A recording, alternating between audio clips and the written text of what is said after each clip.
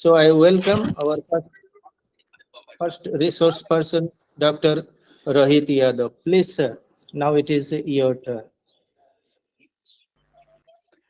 Sir, are Thank you available online? yes, Yes. yeah. Thank you Okay, so sir. much, sir, for introducing me. So let me just share my screen and then I'll begin with my talk.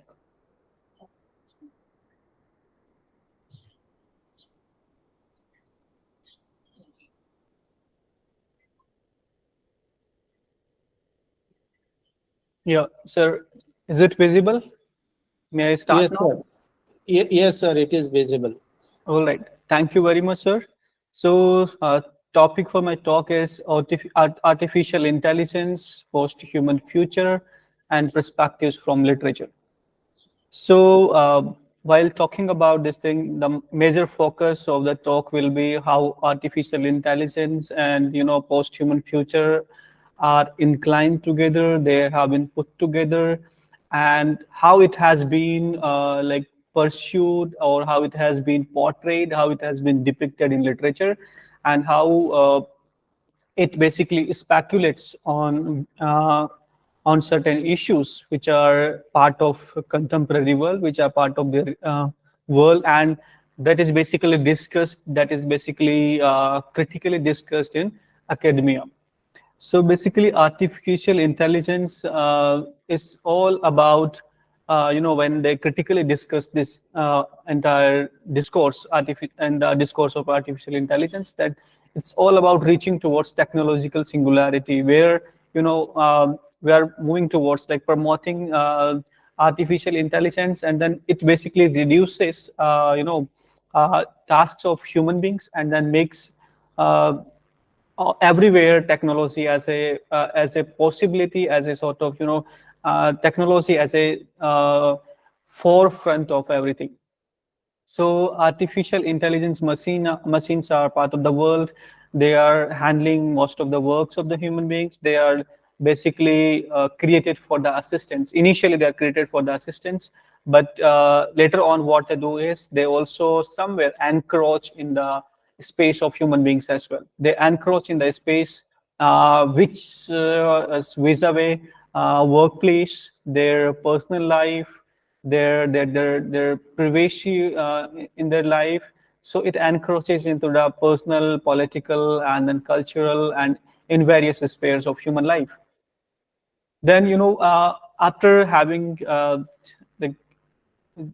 in artificial intelligence in this world, why do we need to have artificial intelligence, these kind of machines, and some gadgets more smart than human beings? Like why do we need to have such kind of machines?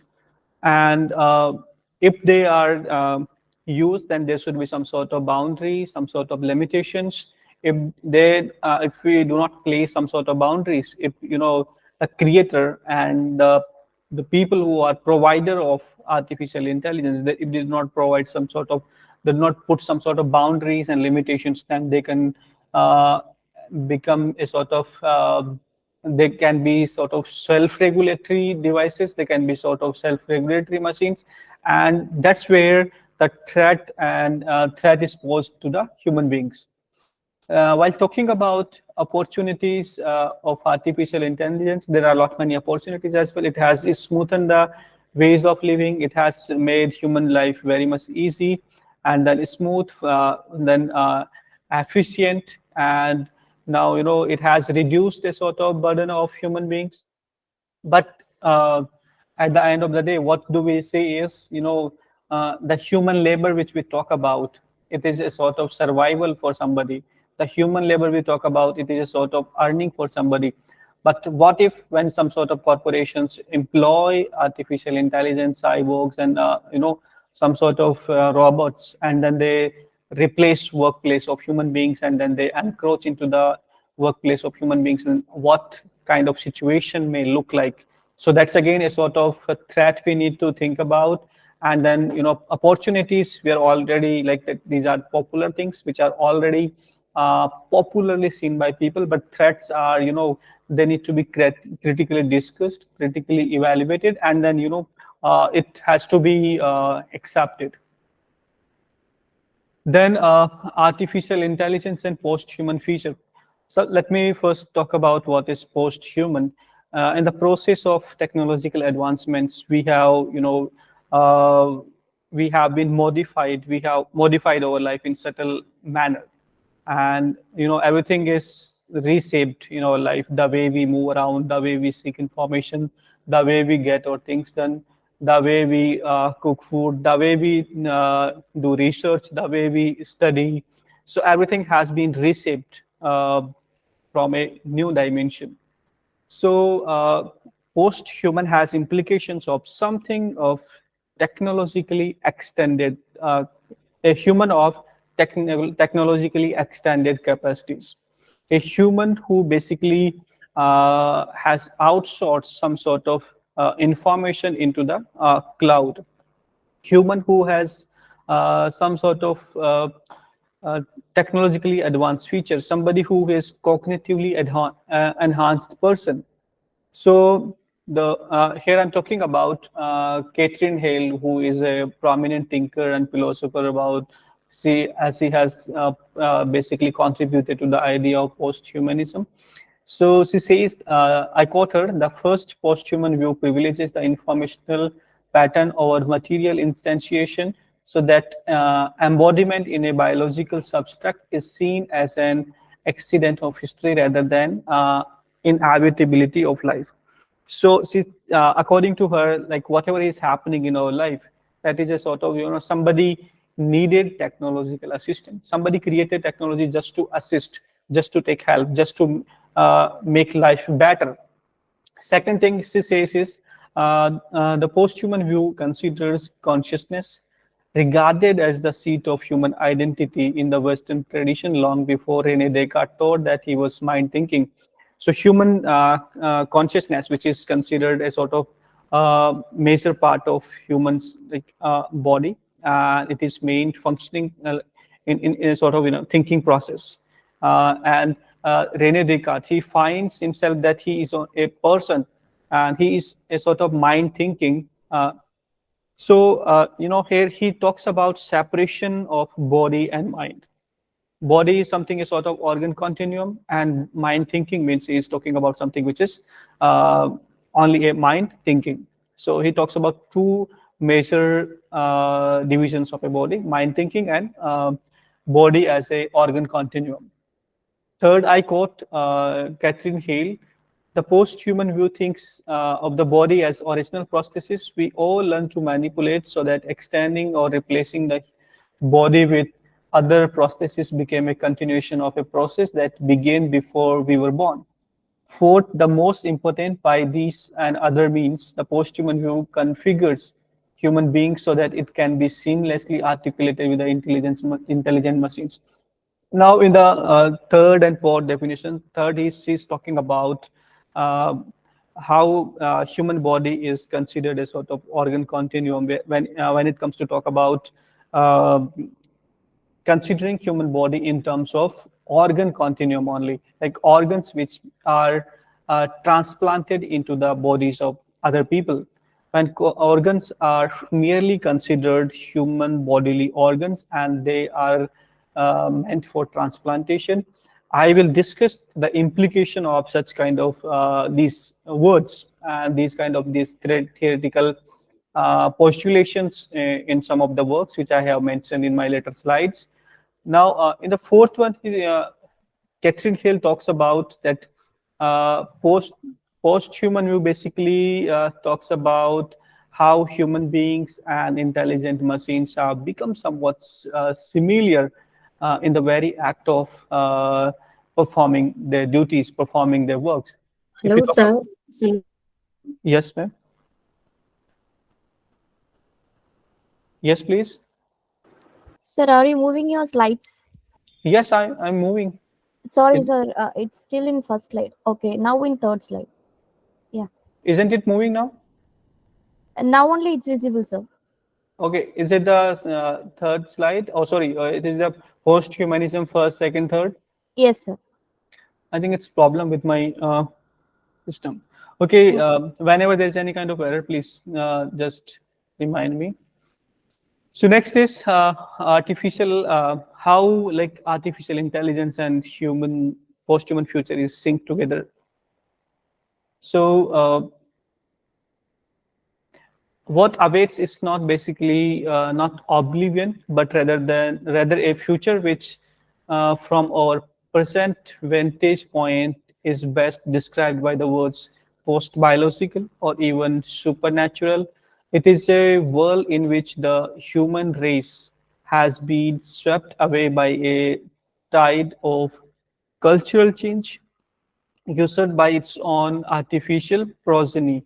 So it's all about like in after the advent of artificial intelligence and biotechnological advancements and nanotechnology, humans have been like not only just humans, but everything has been modified in a very certain way. As people have come into the age where they have some way they feel some way we find them more enhanced. They have built they are humans with some sort of extended capacities. So in that very sense, the very innate idea of human beings, that like how human beings took birth, when how beings were existed at the initial stage and how they are now. So that is again a sort of elimination of innate human beings. And then the idea of genetic engineering is quite prominent, and it is it is a sort of reality of today's world. It is practicing reality, and it is again uh, modifying. It is about modifying human behavior, modifying human genes, human biology in certain ways, and that basically is done to be able to make humans with some sort of extended capacities, and to be able to make humans with less disease prone, and make them more efficient people in this work. So again, genetic engineering is working, and it is again how it is modifying human entire biological structure, cognitive structure, the way human beings are represent themselves in the world. So next is artificial intelligence and robotics. This has brought a sort of a sort of revolutionary change in the world. Artificial intelligence basically it has in some sense superseded human existence in this world. That has somewhere, when we talk about shifting of superiority, then first nature was superior, nature was considered superior, and then humans became somewhat powerful with the usage, with the advancement of some technology. Now everything which has been created, technologically created, now that seems superseding human in overall sense. Then there is no way back, and we cannot, there is no reverse, there's no like, it's inevitable. The kind of changes we are having in this world, that is inevitable, that is likely to happen. Then my basic question to such kind of situation is, why do we need to replace human beings with artificial intelligence robots? As you might have heard, there are a lot many news around that there is Alexa, Siri, some robot restaurants around the world. There are some robots in some companies, and there are a lot many softwares, they work efficiently than human beings. Then there's a ChatGPT in academics. Everyone is aware of that. So ChatGPT, if such kind of tools, artificially intelligent tools we have in academics as well, then think about the subject position of human beings. Then if we are creating such kind of technology, if you are welcoming such kind of technology, if governments and these ruling institutions, those who decide what to be done, not to be done, what kind of research to be allowed, what kind of research not to be allowed, what kind of engineering should be done, what kind of engineering should not be done. So if there's no any kind of intervention, if there is no any kind of like restrictions on such kind of advancements, then we need to question ourselves. Are we replacing human beings with something else? In this case, it is somewhat different than this one. Michel Foucault says in his book, and he uses the term surveillance society, which aims at controlling human bodies by way of making them feel that they are being watched. So in that case, when when the idea of surveillance society is to basically keep people disciplined. So for people, it is an idea, they always feel that they are being watched, but at the same time, somebody is also collecting data and showing results on the basis of that. So electronic surveillance basically has become a sort of major artificial tool which basically tracks most of the things about human beings, their activities, observes everything, and produces results according to that. Francis Fukuyama, a post-human thinker, a sort of philosopher who discusses how traditional forms and bodily artistic experience transforms themselves into something which has become a sort of self-fashioning. So usage of such kind of surveillance technologies and introducing some robotics, then making some enhancement in the biology of human being. So it has been a sort of self-fashioning trend in the entire history of technological advancements. So by way of calling a society surveillance society, Foucault calls a society as a sort of paranoid or a sort of voyeuristic society, which is arising from the various institutions of modernity, and which basically is, for example, the prison, school, sexuality, and then social sciences. So in this particular sense, this entire idea of voyeurism, and somebody is watching you for gaining somebody has some sort of interest, and this idea basically this surveillance, keeping surveillance on people is introduced from is basically from prison, as Jeremy Bentham talks about how prison, this idea of surveillance was used in prison, and then how it makes somebody disciplined that he or she is being watched, so the person should not commit any kind of act. So in that sense, we live in a society that is already a sort of surveillance society. We become socially aware, and it's like this kind of surveillance may be appropriated up to the extent when it is not harming, when it is not exploiting individual, when it is not creating any kind of disturbance in the society. But it may be harmful when it is tracing individuals' interest in online mode, it is tracing information of individuals in online mode, and then collecting information, each and every information, and then storing them at somewhere, and then that data is used to gain money when it is sold to some companies. Nowadays, we get phone calls from Bajaj Finance company, and then this particular company, sir, I have a loan offer for you, I have a debt offer for you. We have such kind of calls. We receive such kind of calls. I hope everybody, most of you receive. I also receive frequently. So who is providing them? Your contact number, about you, and various other things. So, and then when you search something on your Amazon account or Flipkart account, something you searched on Amazon and Flipkart, then it will be showing all the related results.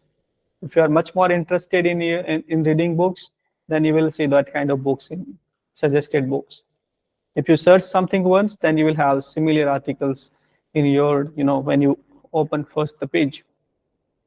So we cannot deny the fact that somebody is watching us. Somebody means something which is artificial intelligence, which may be a software, which may be anything, which may be visible or invisible form. but we are being watched, and that is somewhere tracking interest and then providing results according to that. So again, Francis Fukuyama wrote a book on post-human future consequences of the biotechnology revolution, which opens with a description of Aldous Huxley's novel, which is scientifically engineered dystopia, which is titled as Brave New World. Is it audible? I think, am I going right? Yes, sir. You are audible. Okay, thank you. So there he says, Francis Fukuyama, I quote him, the aim of the book, this book, is to argue that Huxley was right, that the most significant threat posed by contemporary biotechnology is the possibility that it will alter human nature and thereby move us into a post-human stage of history. So he's talking about like how contemporary biotechnology and how it has been modified and how it is moving us into a sort of post-human stage of history. Now, we have to understand what is the implications of post-human, why this word post has been added to as a prefix to human. So it may be viewed as after human, it may be viewed like stretching boundaries of human beings. It may be viewed that what happened after we go away from human. So when we are using technologically advanced devices, we have been we have been modified in some sense. If we have been gone through any kind of surgery using any kind of technological gadgets, specs, or anything to extend our capacities, to make our life smooth, to extend our capacities, that somewhere makes us post-human in one sense or another sense. So, so there is post-humanist critic basically call it a sort of real effects of biotechnological advancements, and that is again associated with Gilles Diderot's idea re-embodying techno-scientific fantasies. So it's again like how we re-embody our life, how it is, it has been remodeled. And there is an example of Mary Shelley's Frankenstein. There is a novel that is a popular science fiction novel. You might have heard about that. That's Dr. Victor Frankenstein who creates a sort of test tube baby in that particular novel, and that is not a sort of ethical genetic engineering. That is a sort of unethical practice. And what happens later on? The person who takes birth out of that practice, that is, he names him the monster, and monster is not under the control of anybody.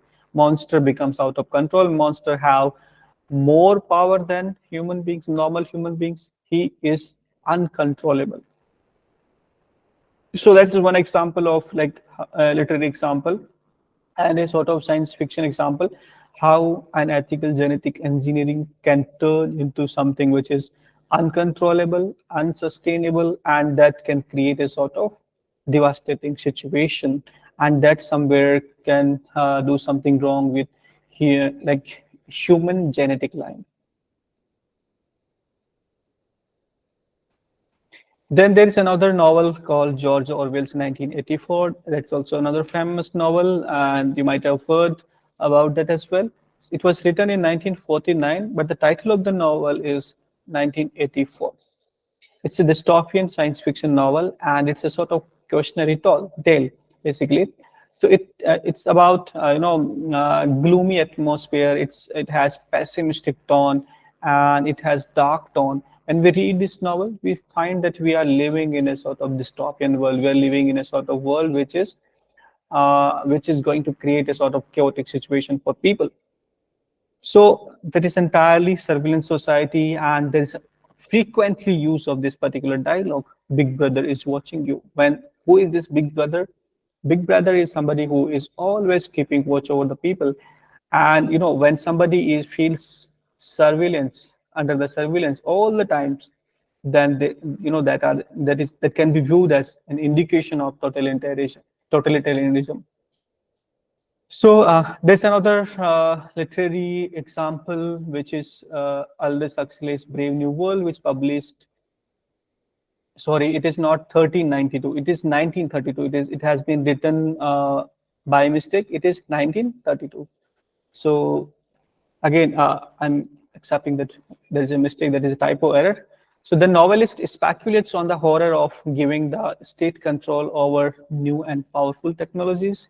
And it basically talks about how the rigid control of reproduction system through technological and medical interventions and through some sort of surgical operations, they basically modify again human life and how people wish to live according to their own choices. There is some sort of space for human choice, but again, who is doing that, for what purpose is doing that, and what will be the results, what will be the outcome? That's again a sort of debatable, thinkable issue. We need to think about that as well. And in this particular novel, state basically exercises control over citizens, and that too turns horrific and dystopian and creates a sort of chaotic situation at the end of the novel. So again, when technology comes into the world, and when it goes at the wrong hands, then it may have unacceptable results, unwelcome results in the world. There is another example of a novel which is written by Margaret Atwood. Margaret Atwood is a Canadian author, and she wrote The Handmaid's Tale in 1985. She talks about horrors of digitalization. She talks about technologically mediated landscapes. She talks about how totalitarianism takes place in a state through digitalization, how governments hold control over their citizens, how government basically uses various digitalized method, technological landscapes to be able to make citizens technologically colonized. I'm using the word technologically colonized just simply to indicate that technology is being used to have control over, to to hold a control over a colony or to hold a control over people. So again, this particular novel talks about how after once in the middle of the story, what happens is that the president of that particular country, it is basically set in America and fictionally named place, which is called Gilead, and where what happens is that the president of that particular country is murdered, and basically government declares emergency, roadblocks are there, and then there is a sort of censored knowledge content. There are censored newspapers, and internet is banned. There is no access to bank accounts. People are not able to access their money, so people feel helpless. And what the agenda of government is, contemporary government, is to capture all the females by stating that the state has undergone a drastic reduction of population. So they want to repopulate their country. They want to provide a safety and security to the females, and they will be repopulating the nation again. So again, and then they decide that the system has failed, our networks are not working properly. In some time, we will restore everything again, restore back to normal. But what is happening behind the curtain, that is horrifying. And then again, the totalitarian venture can be viewed in the entire story. When it comes to talk about another novel written by Margaret Atwood's Oryx and Crix, which published in 2003. When we read any science fiction novel, and a normal reader, basically, a person who does not come from academics, a person who does not come from a sort of literary studies, and basically, I'm not simply saying that only from literary studies people understand what the implications of a novel is. But people, those who are normal readers and those who are serious readers in academics. So a fictional story seems like a fictional story which is meant for entertainment only. But for a serious reader, Margaret Atwood's Oryx and Crake, which published in 2003, which talks about biotechnological advancements and future of humans. It also talks about how bioterrorism can take place in the world, and there are a lot many scientists. They're working in their labs, and they are making various experimentations. Some of the experimentations are ethically governed, ethically done, but some of the experiments which take place, which are not ethically done. So in this particular novel, what happens is that there are few human beings left in this world. Rest of them are only cloned bodies, and they are entirely dependent on technological landscape like internet and digital screens and all that. So entire world is being governed that way.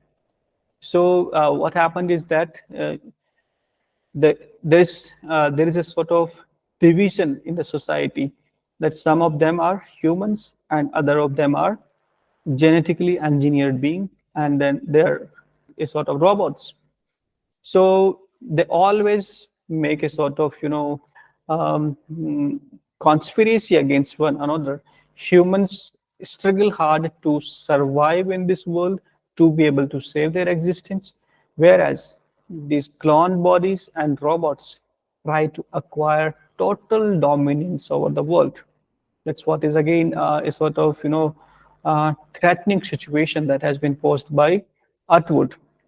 Then she talks about body as original prosthesis, that or that bodily organs are created in the bodies of the pigs, in the bodies of some animals, and they have been further utilized for the transplantation of some socioeconomically privileged people, those who are trying hard to challenge the nature of human mortality, human nature of mortality.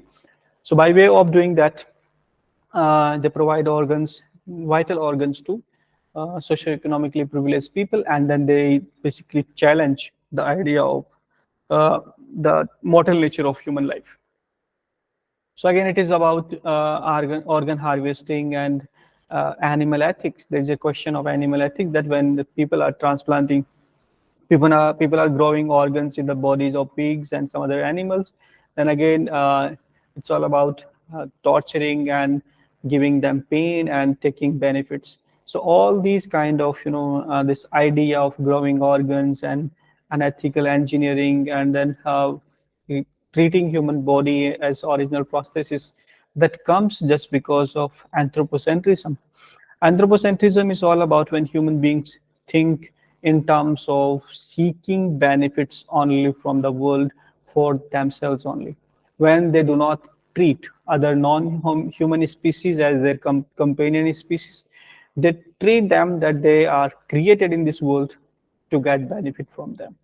They are not considered companion species. So that's another major concern when we talk about animal ethics, and when we question the idea of anthropocentrism. So again, neo-cannibalism is another thing which comes into being, and neo-cannibalism, the idea is also visible in this particular novel, that human organs created in the bodies of pigs, bodies of the animals, and then some remaining flesh of human organs that is used for food purpose in some of the in the novel only, and that is served to the some low-waged workers working in a corporation. So that too is another simply then people are eating human flesh, but that is not directly coming from human body, that is created in laboratory by way of using human cells, tissues, and whatever is used to create such kind of organs. So that too is major issue which is discussed in Oryx and Craig, and would radically question such kind of an ethical practice. Uh, this kind of practice may be not practically true, maybe not be like part of this world, but such kind of reality exists. When someday we had fantasy of having surrogacy, but it's part of the world. Someday genetic engineering was a sort of fantasy of people, but now it is part of the world. Someday, these vaccines, medicines, and these all things were a sort of fantasy of the scientists, but these things are reality of the world. That is part of the world. So again, this idea of artificial intelligence, biotechnological advancements, and humans' place in this world, that is again we need to rethink about humans' position in this world. There's another novel written by Kazuo Ishiguro, which is titled as Never Let Me Go, which published in 2005. It talks about ethical cloning. It talks about electronic surveillance, body as organ continuum, and basically the rules of ruling government. So the novel is all about school-going kids. They're living in a school, and then they are taught by the teachers, and they simply live like students over there. And later on, when a teacher comes in the classroom and announces that none of you will be going to America, none of you will be going to Japan, China, India, any of the countries.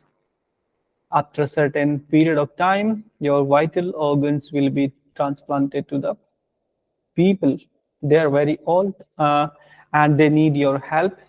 So they sensitize the students. They are not actually students, they're cloned human beings, cloned bodies. So they sensitize them throughout the schooling that they need to organ their bodies. They need to donate their bodily organs so that they can save the life of the old people. And these old people are very important for this world.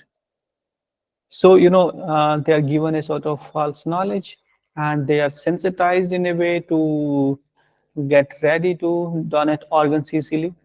So this all narrative basically raises a question what it means to be human. When there are clone bodies, you are not treating clone bodies as equal to humans. And what is the role of government agencies and funding agencies which provide funds to such kind of research and such kind of developments? Then again, there's another writer called Werner Winch. He wrote The Rainbow's End.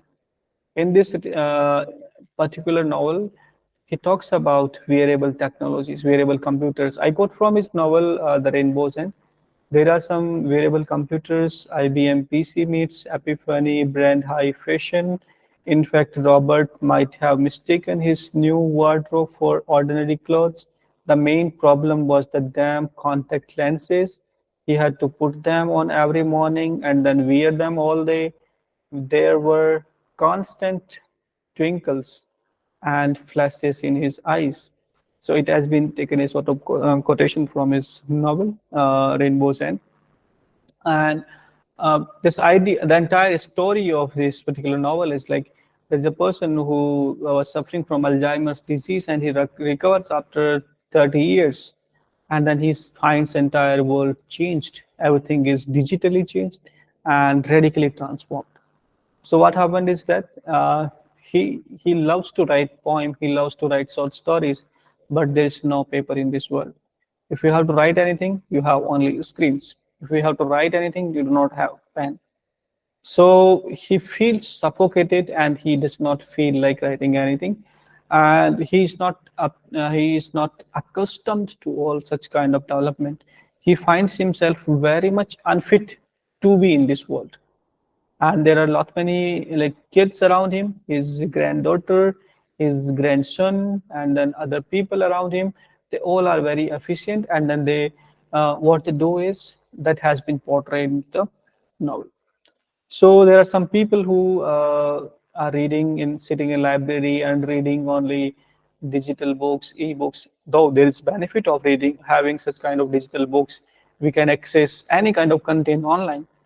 But at the same time, library employs, uh, s- library has certain kind of books available over there, and that again does not have some different kind of knowledge. It has, it is purely politically motivated library, we can simply say. So some ruling as government wish to propagate its own agenda, then the library is keeping that kind of books only, and people have access to that kind of knowledge only. Rest of that content is not allowed to access. So again, that is again a questionable that how this particular novelist tries to question when state or the ruling government holds control over the library resources and then online resources. Everything is restricted, and you are given limited access to certain sources, which is in the benefit of the totalitarian regime. So looking into this thing, basically, Winch comes up with the idea, technological singularity, in his essay, Coming to the Technological Singularity, which he gave in 1983, where he emphasizes on that possibly in coming 100 years, humans will be transforming radically, where all the entire world will be moving towards transforming humans, replacing humans with the robots and techno people.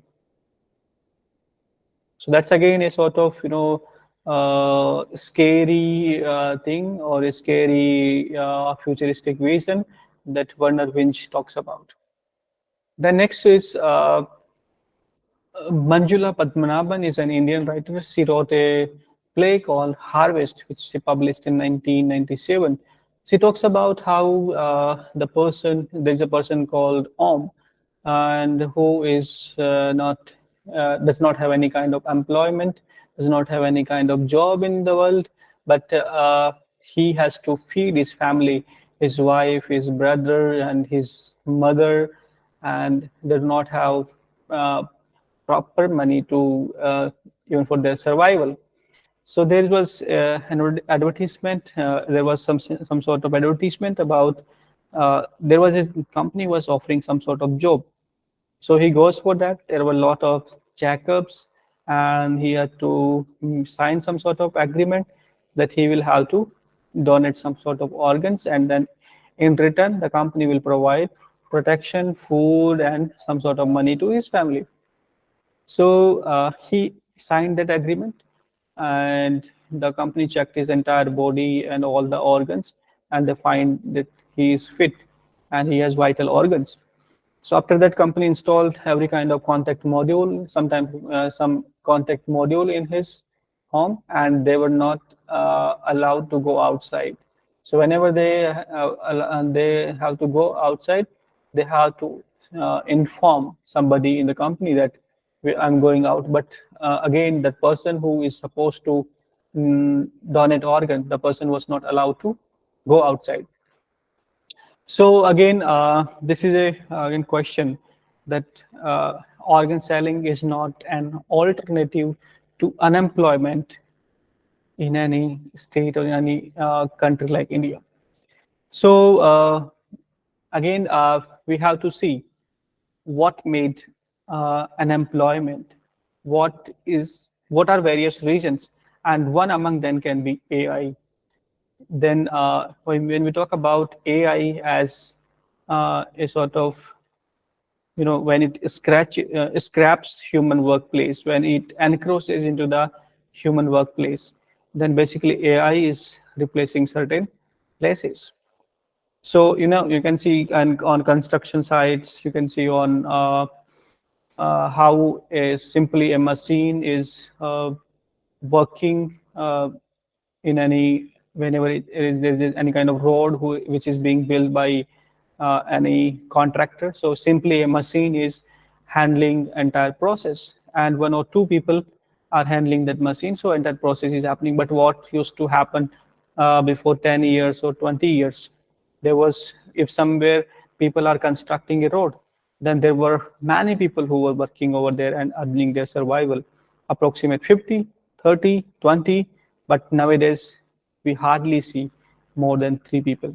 They're operating just one big machine, and then somebody is mixing that material and then sending it in a truck, and then that is being put on the road. So somewhere, it has scrapped the workplace of certain people in this world.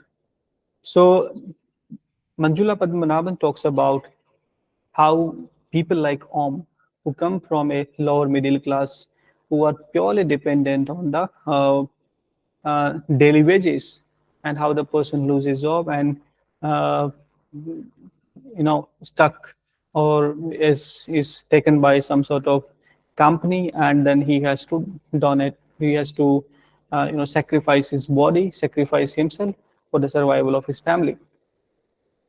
So again, this surveillance technology which is used in his home, that basically restricts his movement, restricts his everything, and it makes him mentally sick, mentally disturbed person, or not mentally disturbed actually. That has another application. Sorry, a sort of person who is always psychologically unwell person. Okay. Then there's another story written by Satyajit Ray, and that is Anukul. And somebody has made a film on this particular story as well. You can go and watch in Google as well. It's a small short film of perhaps 25 minutes or 20. So it talks about how AI shrinks human workplace, and there are self-driving cars in the futuristic world. And it also talks about what kind of relationship human beings have with robots.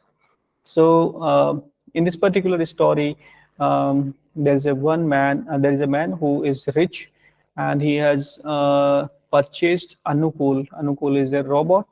Anukul performs all the works in his home, all the household chores, and everything he performs. So one day, the person's cousin or somebody is related to him who visits. Earlier, he was a driver, so he does not like robot to see in his home, and he basically scolds his friend or whatever the cousin perhaps he is. So he says that you people like you have given employment, or you have brought people like you have brought robots.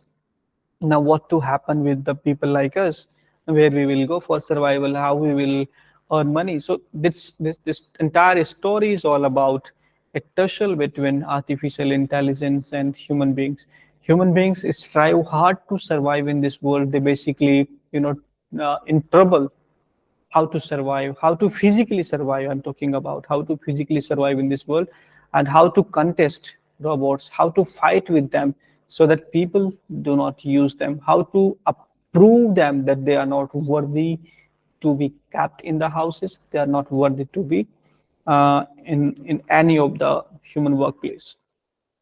So again, it raises a sort of question that can robots replace humans in times to come? Can they entirely replace human workplace and everything in their life? So now I'm moving towards like some key considerations or key conclusions. They are in sort of conclusions. So humans as individuals are a sort of temporary inhabitant in this world, but as a species, they can be taken as unending resident of a heavily technologically mediated world, signifying a continuum of a sort, and remains by large enslaved. They are, as individuals, they may be temporary citizens, but as a species, they should live forever.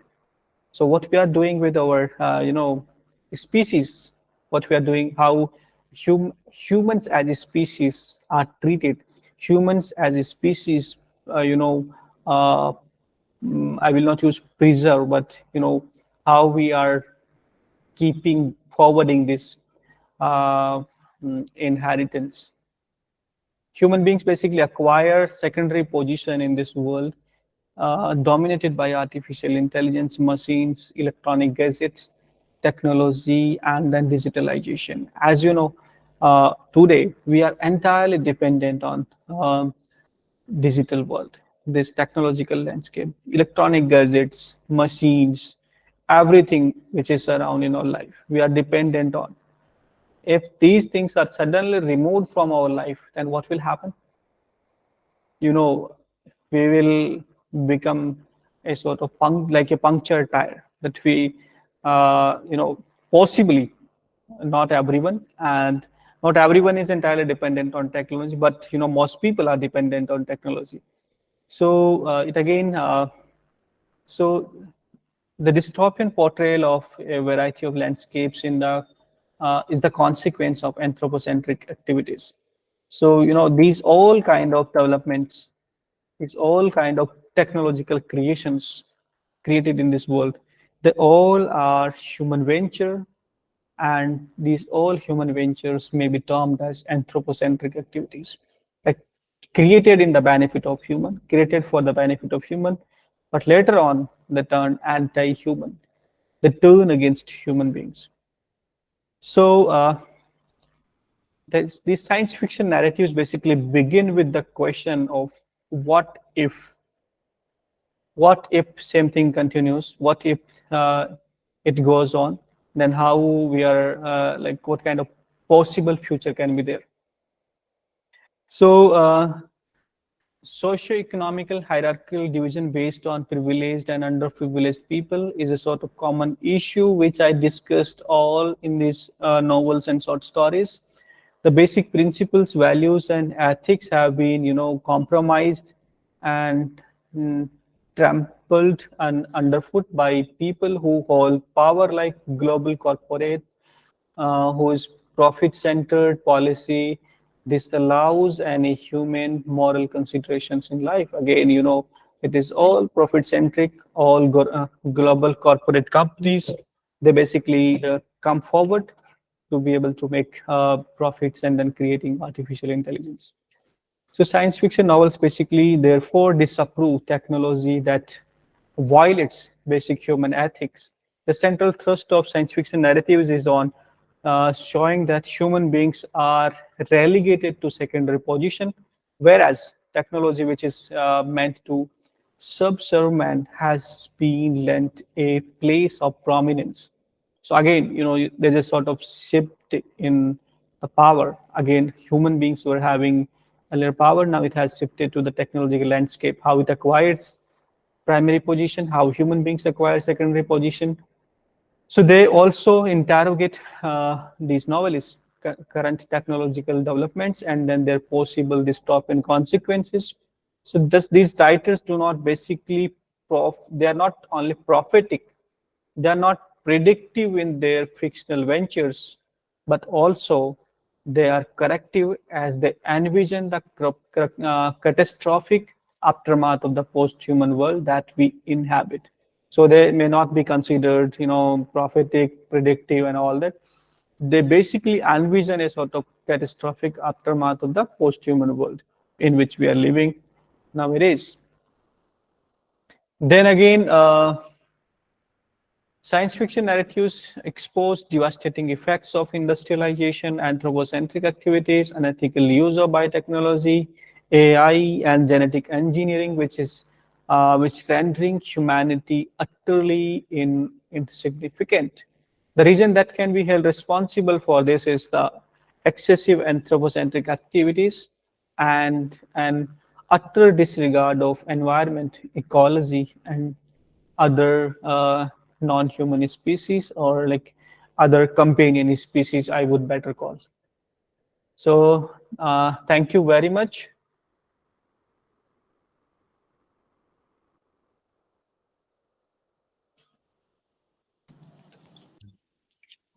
Thank you, Thank you. Dr. Rohit Yadav. Thank you, sir. Now, May I invite participants for interaction? Sir, Respected participants, if you have Good any evening, sir. queries, you can ask. Yes, sir. Yes, good evening, please. sir. Good evening, Rohit Yadav, sir. Good evening, sir. Good evening. Please. Sir, this is Anand from Chennai. I'm a research Yes, scholar sir. doing research in positive psychology. Yes, sir. I'm very much happy to listen to your lecture, sir.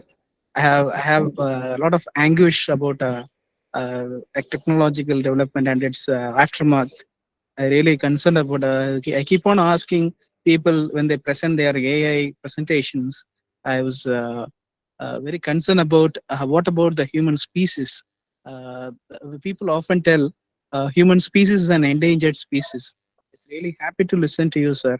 Uh, my question is, sir, though the literature, the literary writers they keep on telling about the devastating effect of AI in their writings. Mhm. Why the human or they are simply ignoring and march forward with technological development? What is your I really wish to ask you this question, sir. Yes, sir. There are like one is popular notion and other one is critical. Popular is visible to everyone. Popular is observed by everyone. It is welcomed by everyone. The kind of mobile phones we have, smartphones that we have, kind of like, you know, that is we do not teach our kids how to use them. Whenever a kid gets a smartphone, becomes very much happy, but the person does not know how to use it. So what I'm trying to say is, you, as I rightly understood you, that I'm very much critical of, technological advancements, how it may lead human beings into a sort of dystopic situation. So if you not take care, if you not, use it properly for assistance. So my answer to your question is simply that this benefits the popular things which are observed by everyone at a very first sight, but negative aspects which are very much hidden, very subtle, and hardly discovered, hardly realized, and people realize at a point when there is no going back. Yes, sir. Thank you. Thank you Thank for you, that sir. question.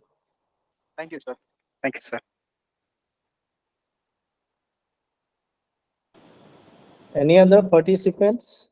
Please, you can ask quickly.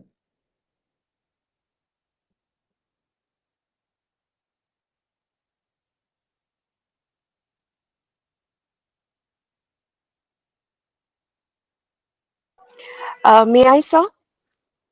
Hello. Yes, please. How should I use this AI in the literature, or while writing something creative in our study, or something innovative in literature, or for the humanities students?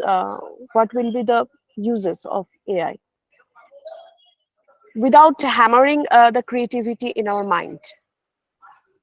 Could you please again ask this question? I could not understand. Sorry. What's the use? How should I use the AI in literature? That means without hampering any kind of creative idea in our brain. That I'm asking you. Perhaps if I Man, understood it right. it actually it hampers the creative mind of human beings to create something new, especially in literature students.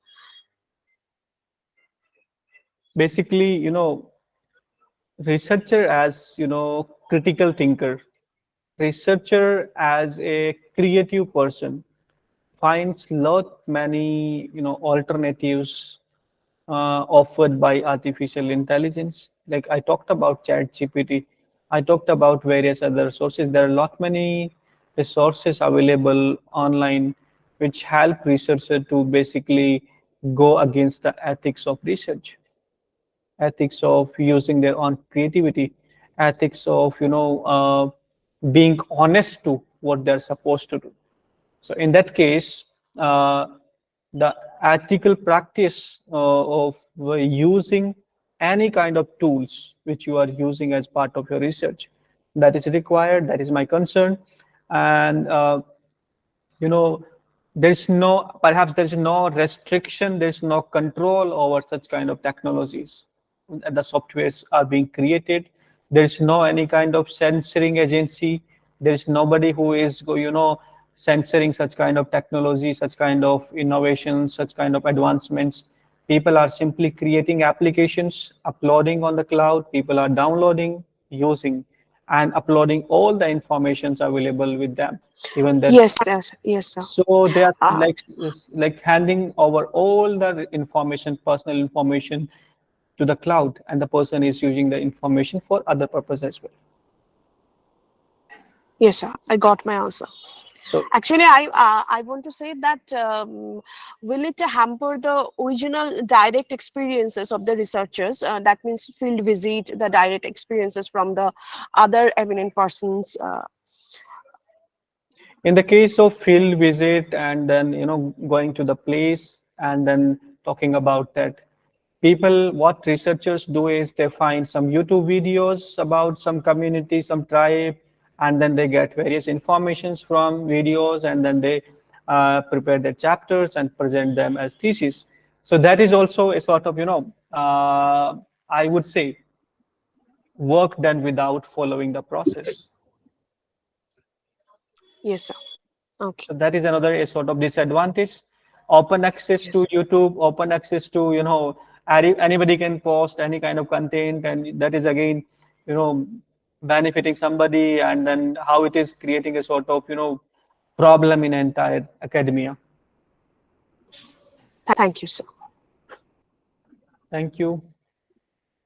Any other questions, please? Good evening, Dr. Rohit. This is Dr. Sudha from Chennai. Yes, good evening, ma'am. Thank you very much, sir, for your wonderful presentation. And could you please brief on the effects of artificial intelligence in the field of education? Effects of artificial intelligence in the field In of? the field of education. All right, ma'am. As I talked about that, we have access to internet in every institution, almost like every institution.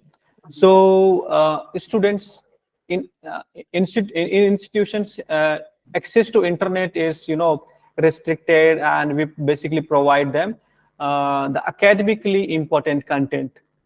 But the access to content in home Wi-Fi, home internet is unlimited. It is not restricted. It is not controlled. It is not controlled by anybody who is expert.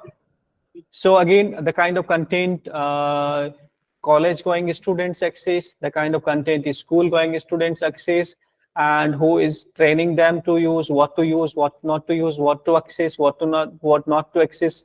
That's again a sort of questionable idea. So my concern is how do we use these applications, these internet sources, and how they benefit us, how we are getting benefited from such sources, and in how many ways it is creating a sort of distorting the entire idea of research in academia. Okay, thank you, sir. Yes, thank you, ma'am. May I, sir? Yes, ma'am. Sir, what is the effect of the AI, other resources which help on regional thoughts to create a literature? Ma'am, actually, you are not audible. Yeah. Your voice Sir, is I am glitching. audible now. Audible, sir, now? Yes, you are, but your voice is breaking. Okay, sir. Now is it clear? Yes, ma'am. Yes, it is. Sir, what is the AIP say help in the original thoughts in literature? There are the many application resource person. What is the original creations of our thoughts? What is the original creations of our thoughts? To write a literature, particulars ma'am asked this question?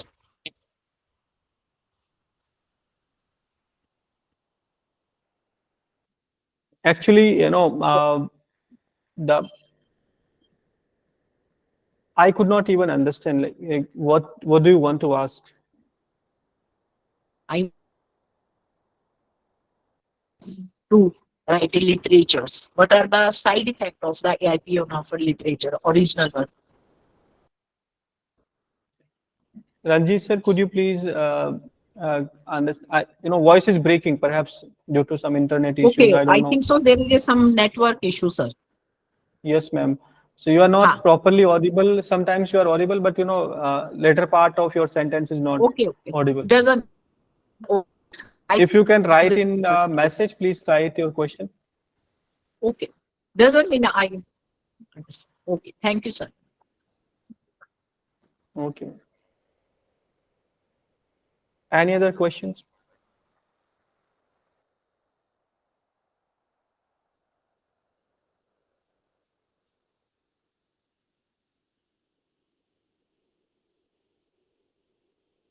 No questions? I think no more questions. So thank you, Professor Dr. Rohit Yadav, Thank for you, your sir. beautiful presentation and active interaction with the participants. I express my thankfulness on behalf of my institution, Mendy Pathar College. So thank you once again. Thank you, sir. Thank you very much. Now we'll go for second session.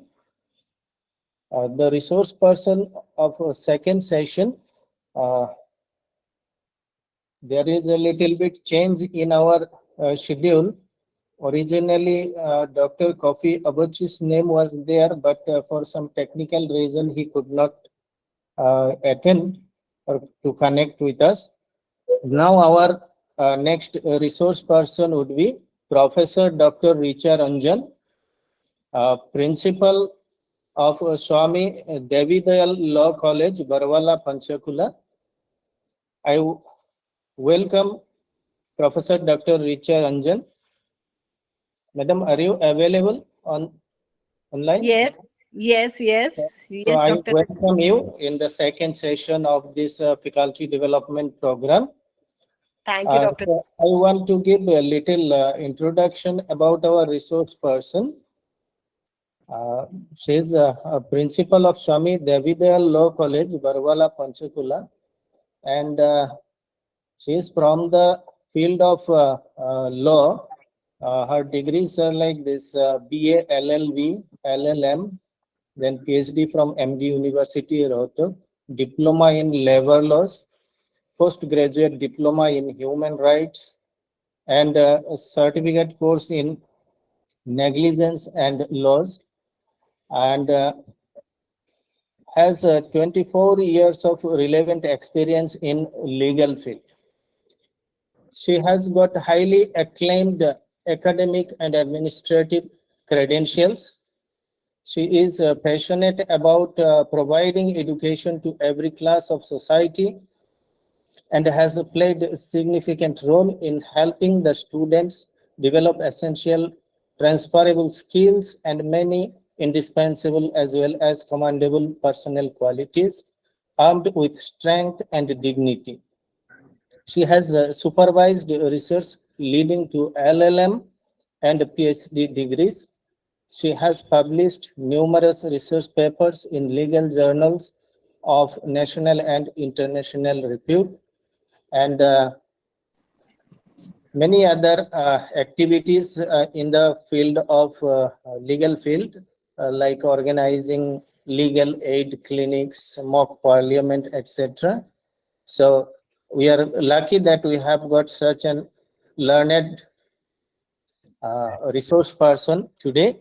So once again, I welcome Madam Professor Dr. Richa Ranjan to present her paper and share her knowledge with the participants. So welcome, Madam.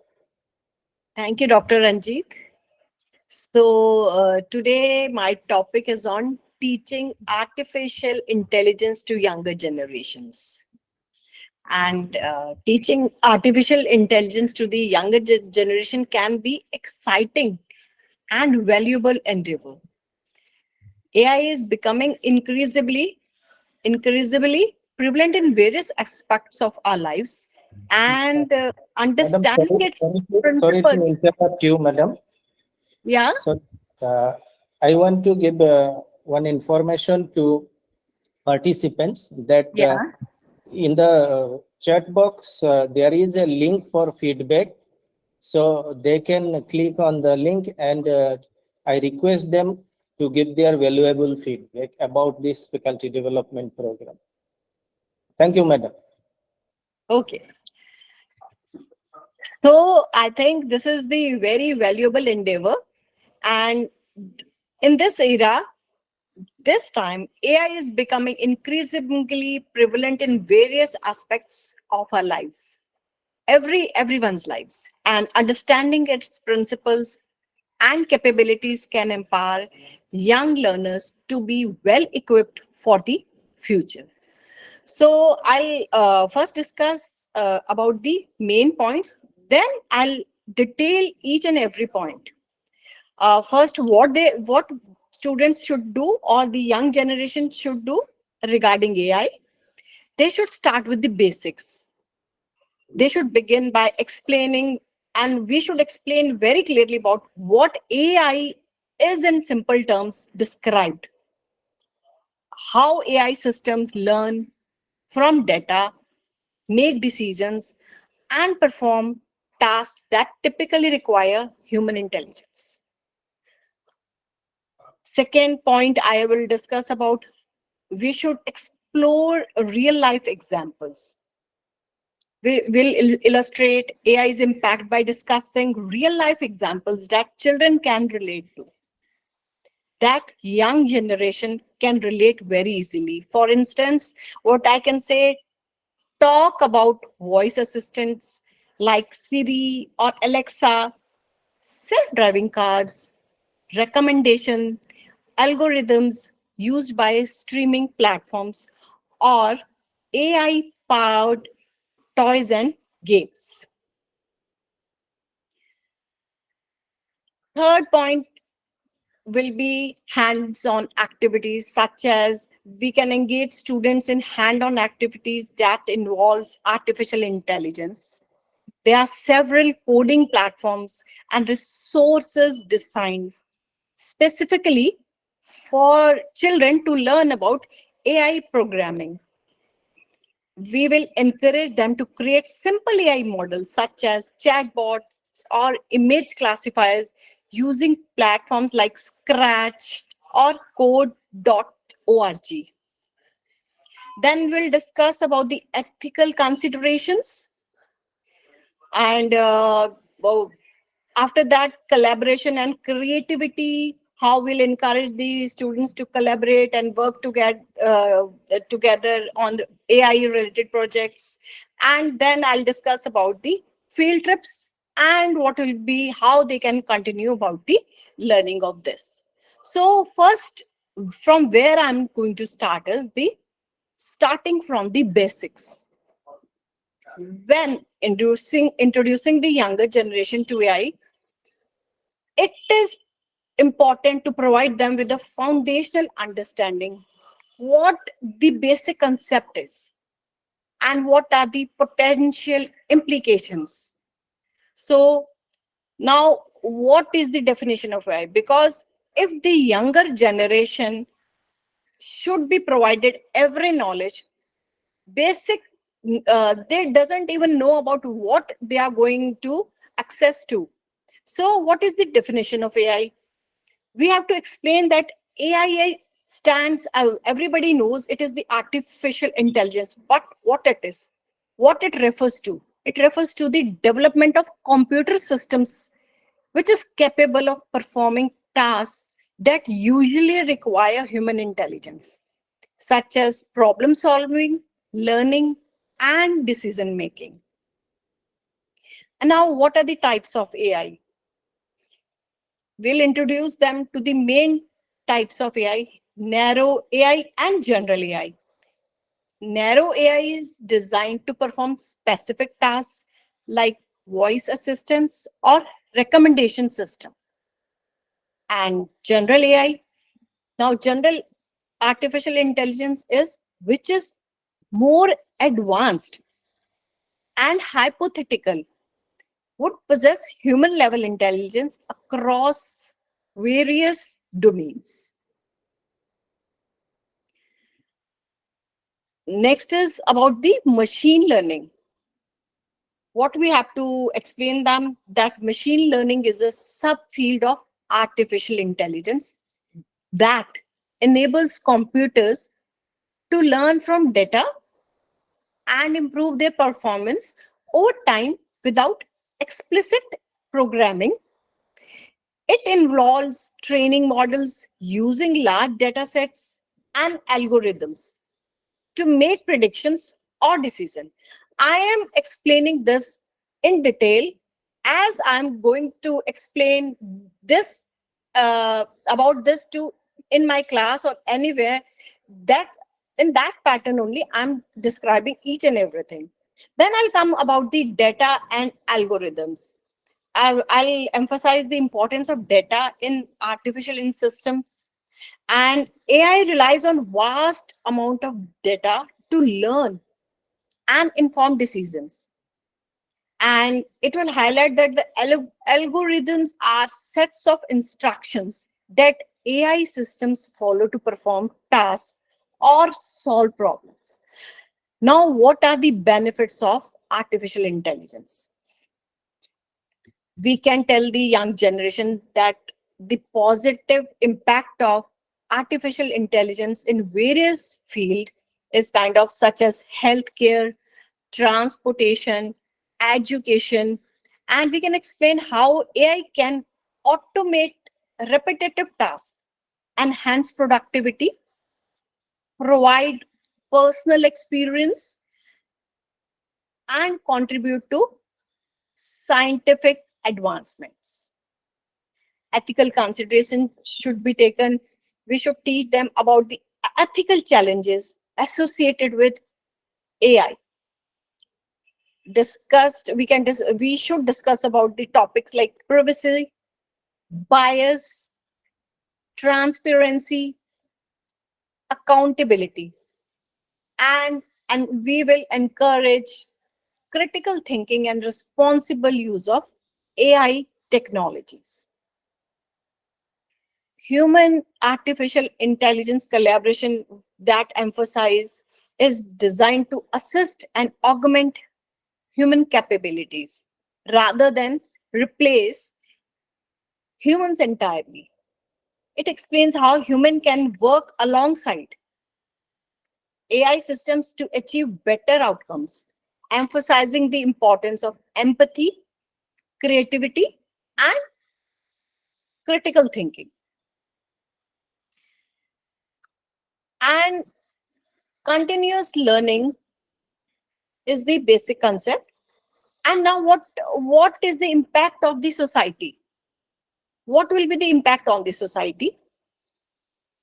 We'll discuss about the potential impact AI will have on the society, including job automation, economic implications, and the need for education and workforce adaptation. Encourage them to think about how AI can be used to address societal challenges and create positive change. Now, openness to the innovation is the main point over here. We can encourage our youngsters, young generation, encourage them to be open-minded, adaptable, and curious about AI. We can emphasize the potential for innovation and how they can actively contribute to shaping the future of AI by understanding all the capabilities and limitations. Next point which I'm going to discuss is about the explore real life examples. And Earlier also I've told about the Alexa and real life examples, which I already told Siri. Now, what are more voice assistants? As everyone, I can just give the example, not the younger generation. My father-in-law, he's very old, he's 80 years old. But earlier, what he used to do, he used to come to my daughter, Beta, just dial this number, or he should ask someone to dial the number. Now, what nowadays he's using? See, he's saying, Google, dial this number, Google, do this. So, Google Assistance is kind of assistant to everyone nowadays. So voice assistants may, what I can mention about, explain how these AI powered assistants can answer questions, play music, set reminders, and control smart devices by understanding and responding to voice commands. Recommendations of systems can be done.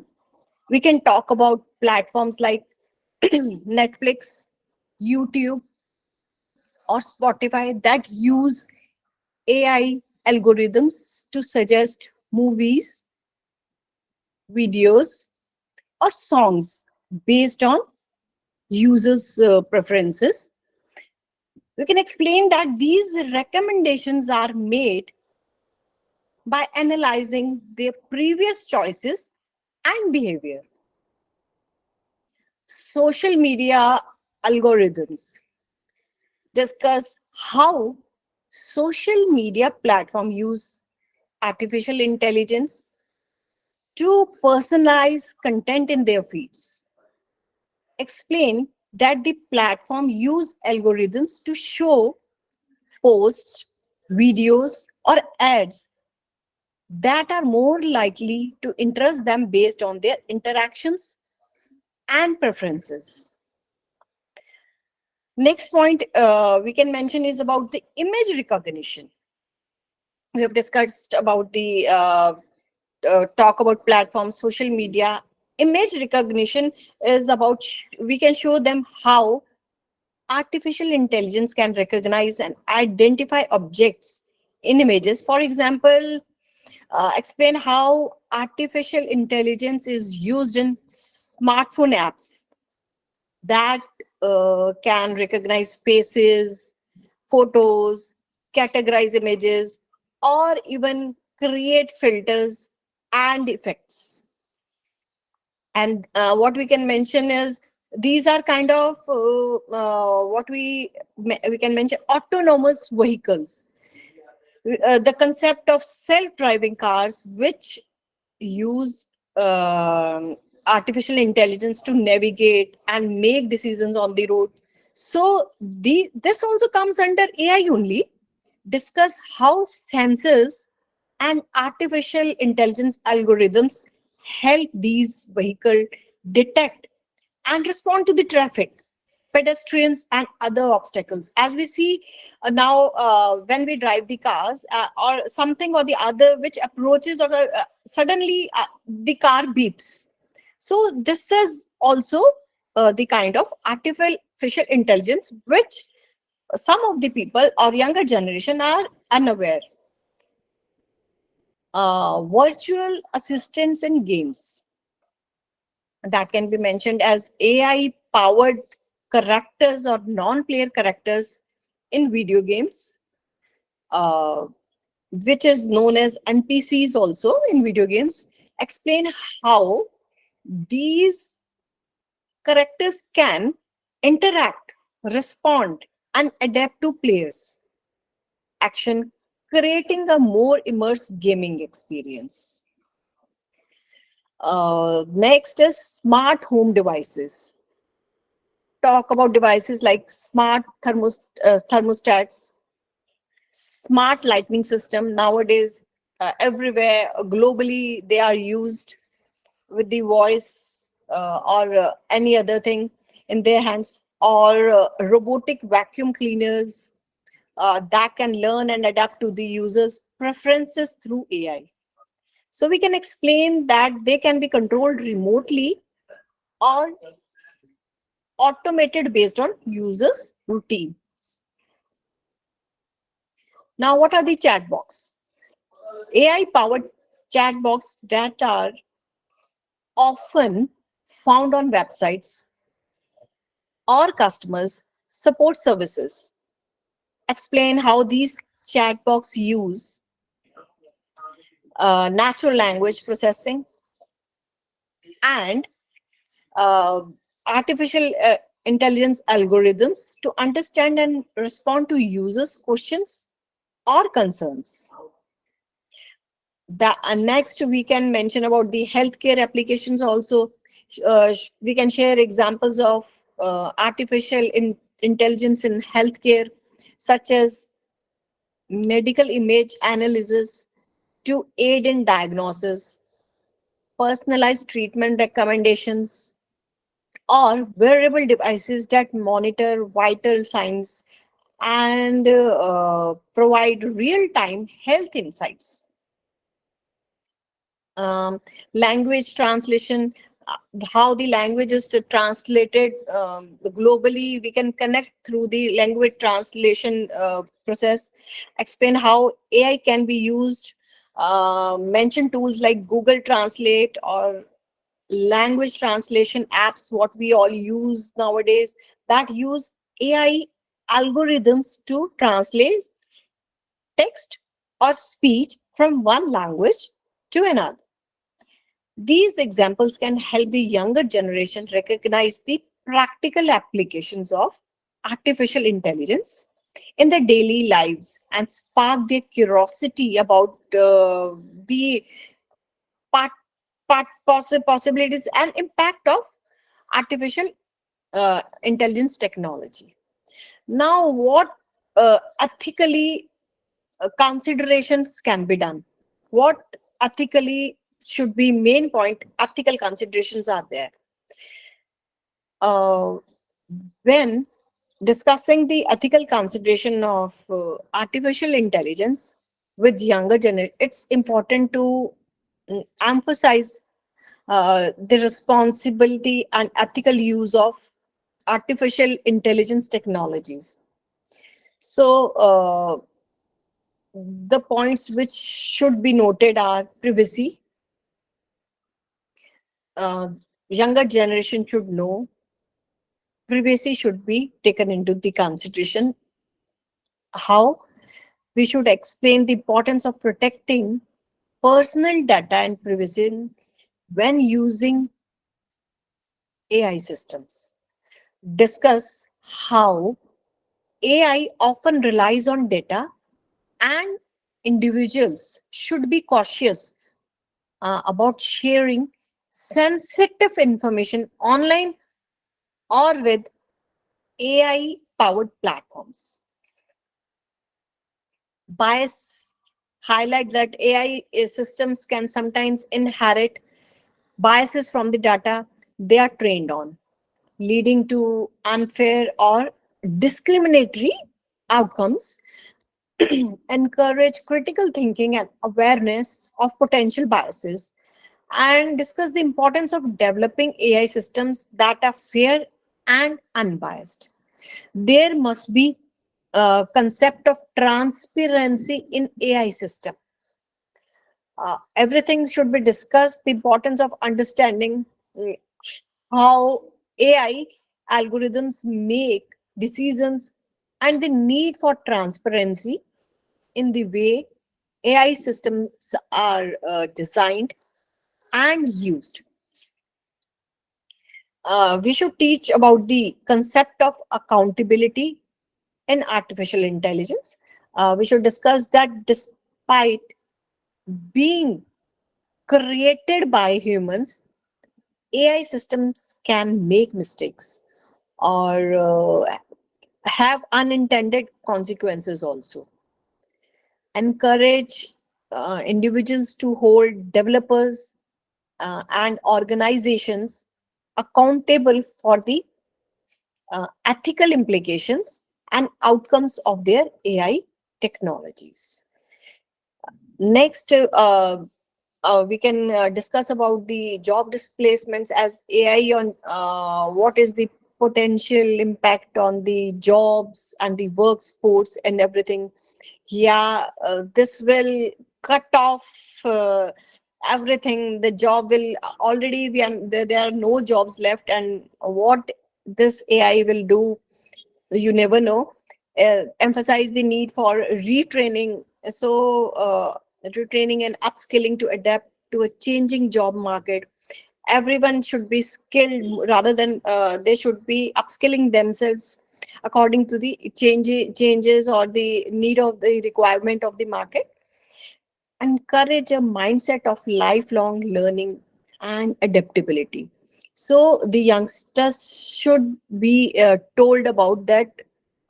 They should encourage we should encourage their mindset of lifelong, that they should be continuously in the learning and the adaptability. Now, then main point is the balance between relying on AI systems and maintaining individual autonomy.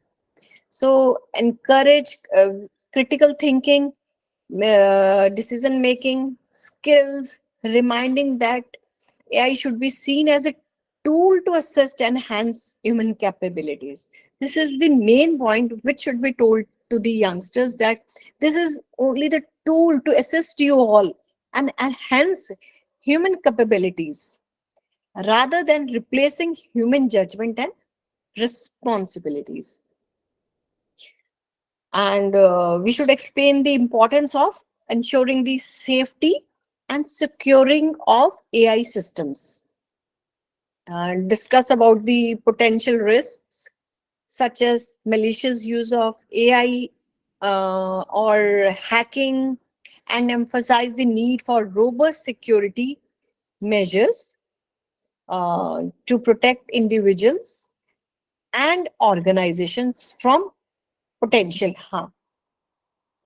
So these all should be done, and with these all discussions should be encouraged around the ethical considerations during the development and deployment of AI technologies. We should highlight the importance of diverse teams and inclusive practices to mitigate biases and ensure that AI benefits all individuals and communities. And we should discuss about the potential social impact also, which is very necessary. Impact of AI, including issues like wealth, disparity, access to AI technologies, and its impact on marginalized communities. So encourage the exploration of AI applications that address social challenges and promote fairness and inclusivity. Rather, we should explain them the importance of the global collaboration and cooperation in shaping the ethical use of artificial intelligence. Encourage young individuals to stay informed, engage in conversations, and participate in shaping AI policies and regulations to ensure a positive and inclusive AI future. If the young generation will individuals can if they will be considering the ethical issues, so they can develop a sense of responsibility and understanding of the potential implications of AI. And rather, if they'll be understanding the potential implications, this will empower them to use AI technologies in a thoughtful and ethical manner, which will be contributing to a more equitable and beneficial AI-powered future. Next main point is collaboration and creativity. How AI can collaborate and hence the creativity in projects for young generation. And there are several ways how it can be done. This collaboration and creativity, how it can help the young generation. Idea generation. Artificial intelligence can assist in generating new and innovative ideas for projects. How? By analyzing large amounts of data. Algorithms can identify patterns, trends, and insights that human may not have considered any time. This can help young individuals expand their creativity and explore unique project concepts. And then next I can say about personalized learning. AI powered educational platforms can provide personalized learning experience tailored to each student's strength, weaknesses, learning style, and AI algorithms can adapt the curriculum and provide targeted recommendations, fostering creativity and engagement in the learning process. By collaboration, they can use about creative tools and applications. Artificial intelligence can provide young individuals with creative tools and applications that assist in various artistic endeavors. For example, AI-powered drawing or music composition software can generate suggestions, offer real-time feedback, and inspire new artistic expressions. So, AI can facilitate collaboration among young individuals working on projects, and AI-powered collaboration tools can enable seamless communication, document sharing, and real-time collaboration across different devices and locations. Additionally, algorithms can provide constructive feedback as well and suggestions, helping young learners refine their work. They can work very wisely on it. Content creation and storytelling. AI can be utilized to enhance content creation and storytelling. For instance, AI-powered language models can generate plot ideas, dialogues, or character descriptions. AI algorithms can also assist in editing, proofreading. Yeah, these all can be done. Editing, proofreading, or suggesting improvements to written works, supporting young writers in their creative works endeavors. Virtual reality and gaming. AI can enhance virtual reality experiences and gaming by providing intelligent and adaptive gameplay. AI algorithms can create intelligent non-player characters that respond realistically to the action of young gamers, fostering dynamic and creative gameplay scenarios. Data analysis and visualization.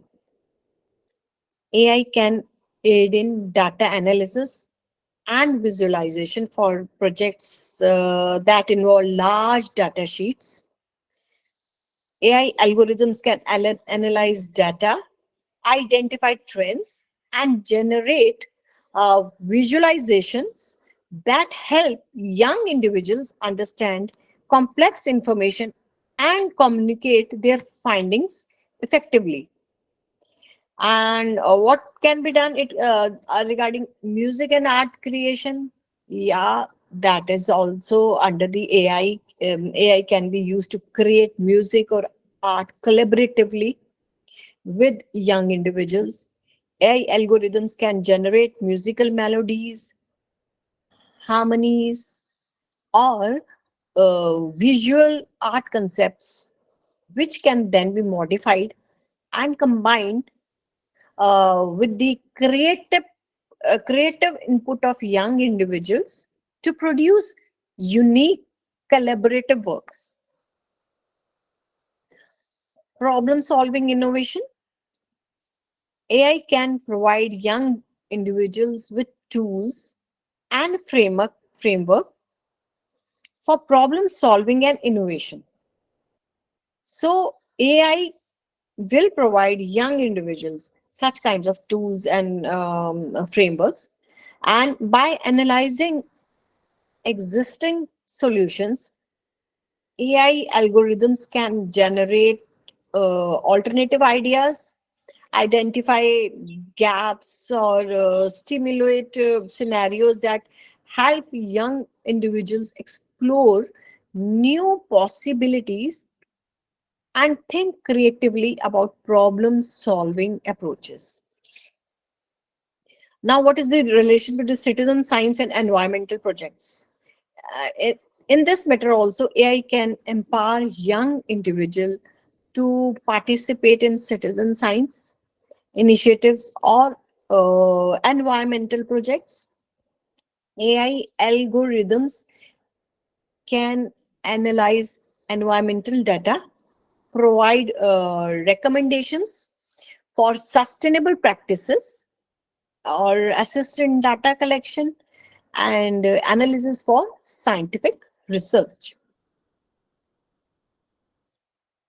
So these are the few, I can say, examples which highlight how AI can collaborate with young individuals, fostering creativity, enhancing their project experiences across various domains. How? By combining human creativity with AI capabilities. Yes, human creativity with AI capabilities. Young individuals can unlock new possibilities and tackle projects with fresh perspectives and innovative solutions. So next, after doing all this, we can add upon, they can use field trips and invite guest speakers. Now, what are the field trips? What we can say, field trips and guest speakers can be highly beneficial for teaching AI to the younger generation.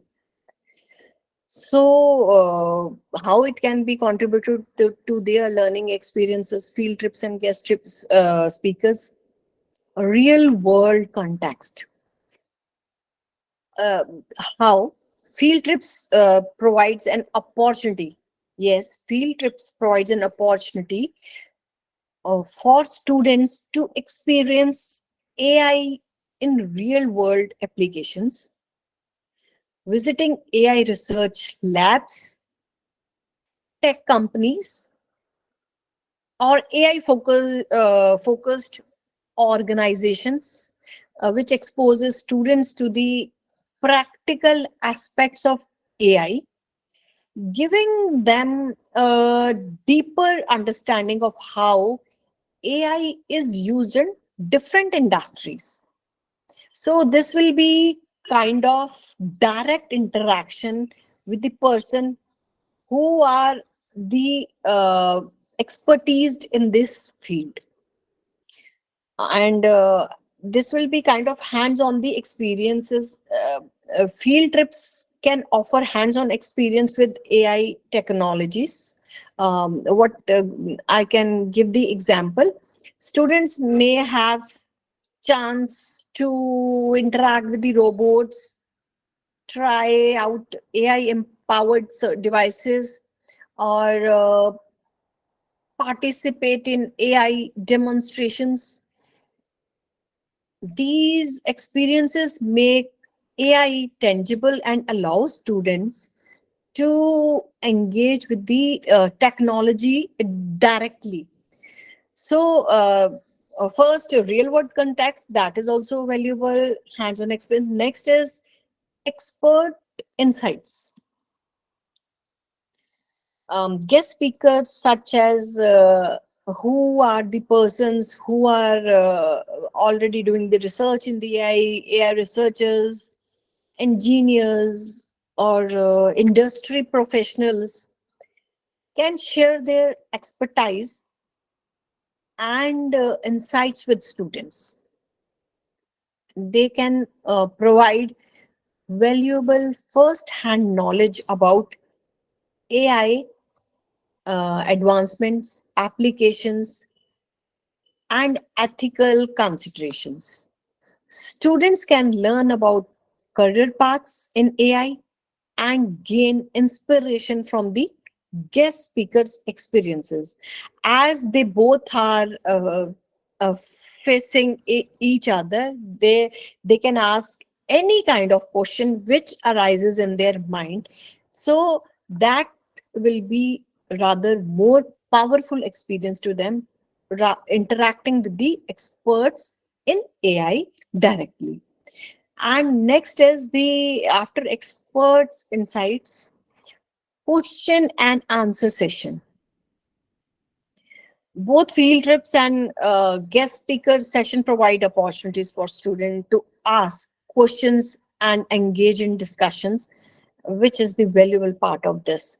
This, as they're having many questions in their mind, this interaction allows students to clarify their doubts, delve deeper into the AI concepts, and explore different perspectives.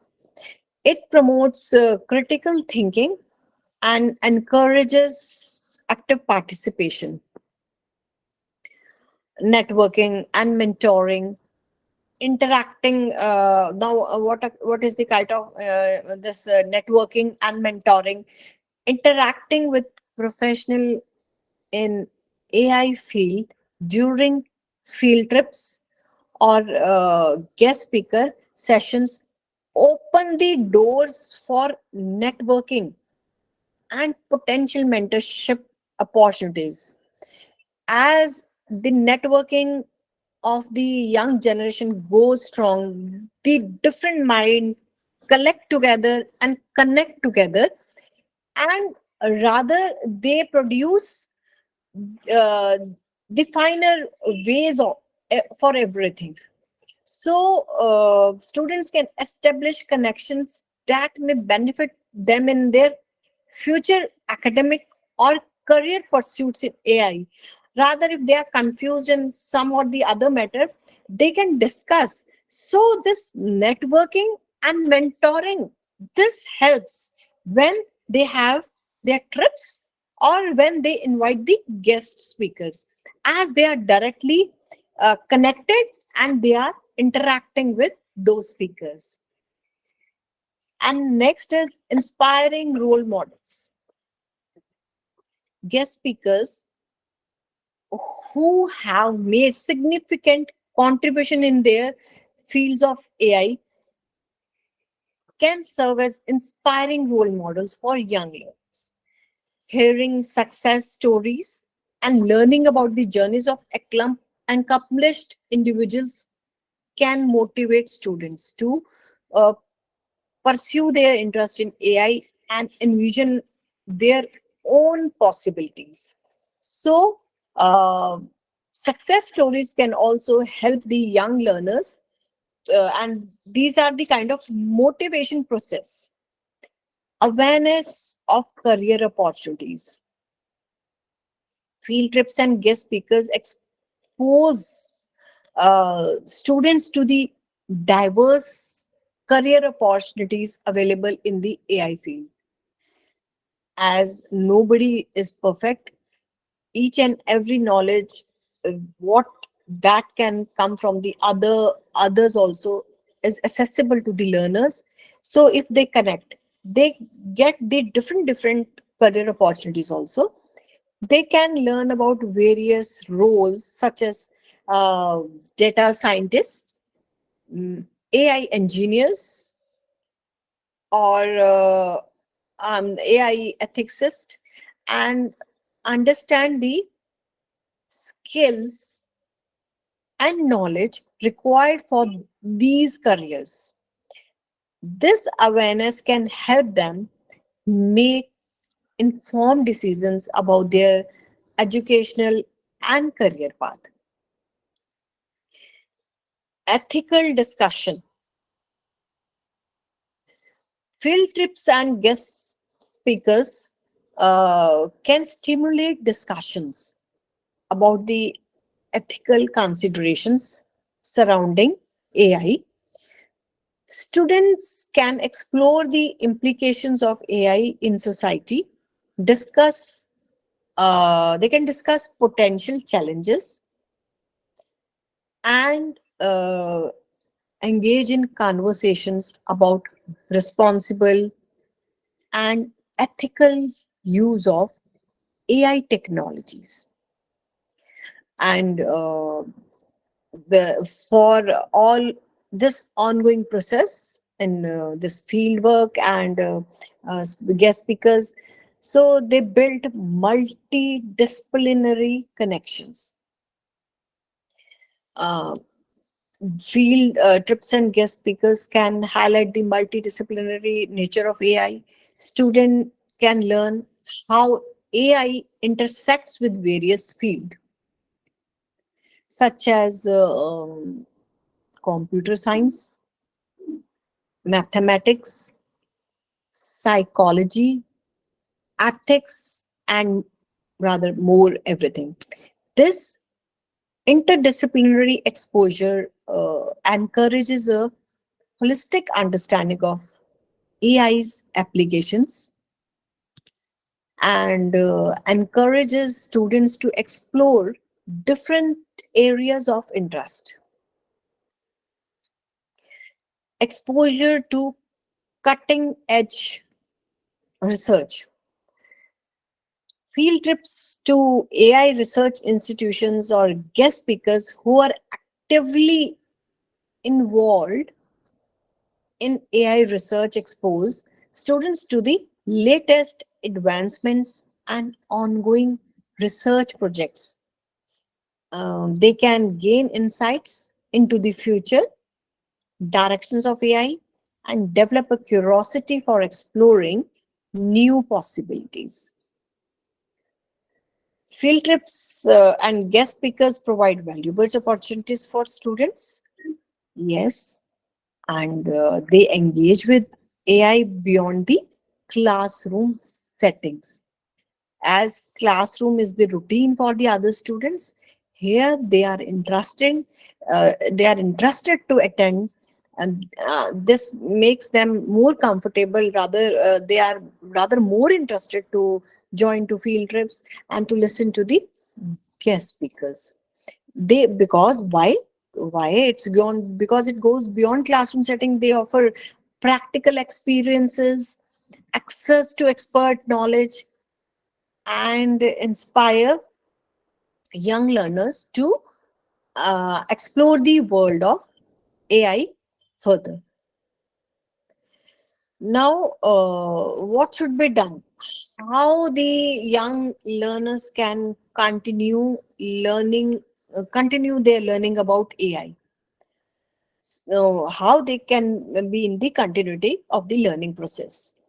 The younger generation can learn about AI independently by exploring various resources and platforms.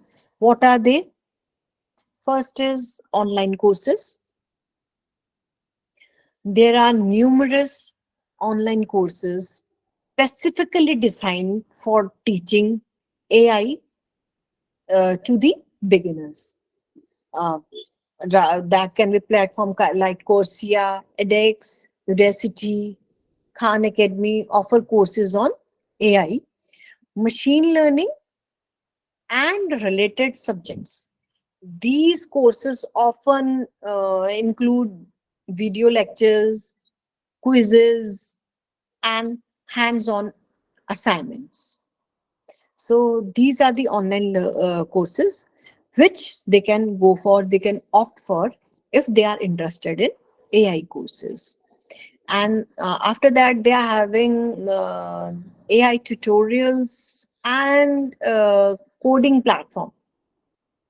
Website like TensorFlow, codeorg.org, Kaggle, and A1 4All provide tutorials and coding platforms for learning AI concepts and building AI models.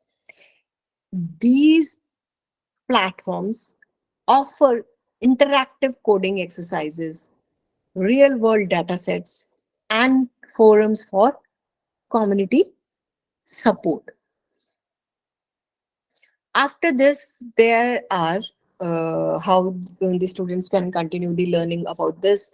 Next point is AI books and publications. There are several books available that provide introduction to AI concepts and applications. And some popular options include Artificial Intelligence, a Modern Approach by Stuart Russell and Peter Norvig, and Deep Learning by Ian Goodfellow, Yusuf Bengio, and Aaron Correville. Additionally, these are the some of the modules. Additionally, keeping up with the AI related publications and blogs can help learners stay informed about the latest developments and research in the field. These are the some of the example of the books or the publication which I have told now, and many others can be searched for all these learning. Online AI communities and forums. So there are online AI communities also and forums also. And for that, they can join online communities which are dedicated to AI that can be beneficial for independent learning. Platforms like Reddit, Stack Exchange, specifically the AI and data science sections, and AI related groups on social media platforms provide spaces for learners to ask questions, share insights, and connect with like-minded individuals. AI competitions and hackathons. Participating in AI competition and hackathons can be an excellent way to apply and enhance AI skills. Platform like Kaggle and L-Crowd host competitions. Yes, they host competitions that allow participants to work on real world problems and data sets. These competition often provide learning resources and mentorship opportunities. AI projects and experimentation can encourage these learners, young learners, to work on AI projects of their own. They can start with simple projects like building chatbots, image recognition models, or recommendation systems using resources like Python, TensorFlow, or PyTorch. Experimenting with different algorithms and data sets can help develop a deeper understanding of AI concepts. Now, after this AI projects and experimentation, there are AI clubs and meetups, which encourage students to join or start AI clubs or meetups in their school or community. This provides an opportunity to collaborate with peers, share knowledge, and work on AI projects collectively. Local universities or tech organization may host AI related events or workshops that students can attend. And what should be remembered for this, independent learning requires self motivation and discipline. It's important for learners to set goals, manage their time effectively, and stay curious about new advancements in AI.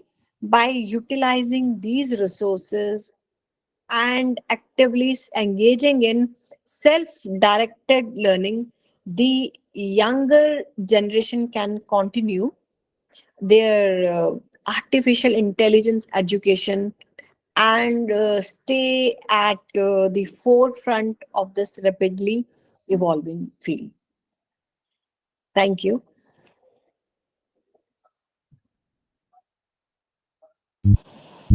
Thank you, madam, for your beautiful presentation. Respected participant, there is a link in chat box and also in the question answer for your feedback. So please give your valuable feedback by clicking on that link. Now, may I invite participants for interaction. So respected participants, if you have any query, you can ask to Dr. Richa Ranjan. Now it is to you.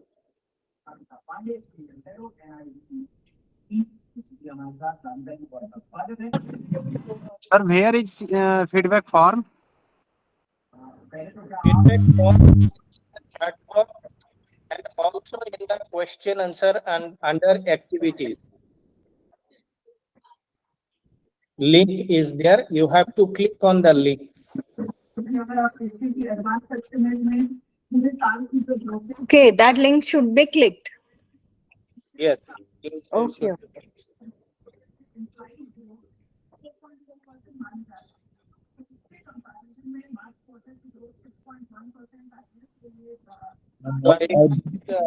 Participants ask I can't find that link. Where is that link? Sir, I beg your pardon. Unable to find, sir. Please send it in chat box.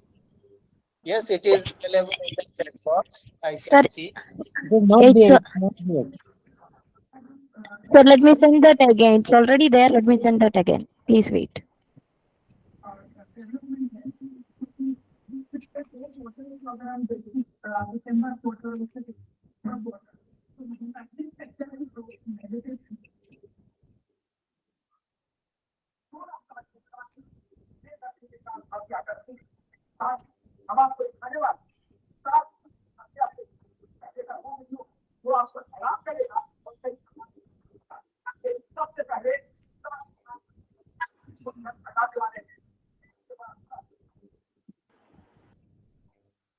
Yes, once again, it is shared in the chat box.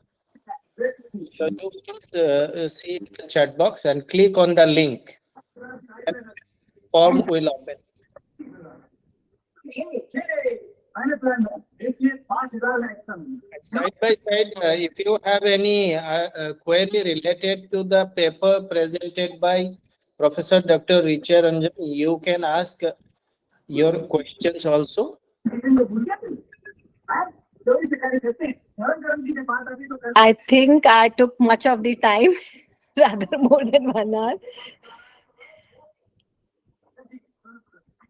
So, So shall we proceed to next stage of our program?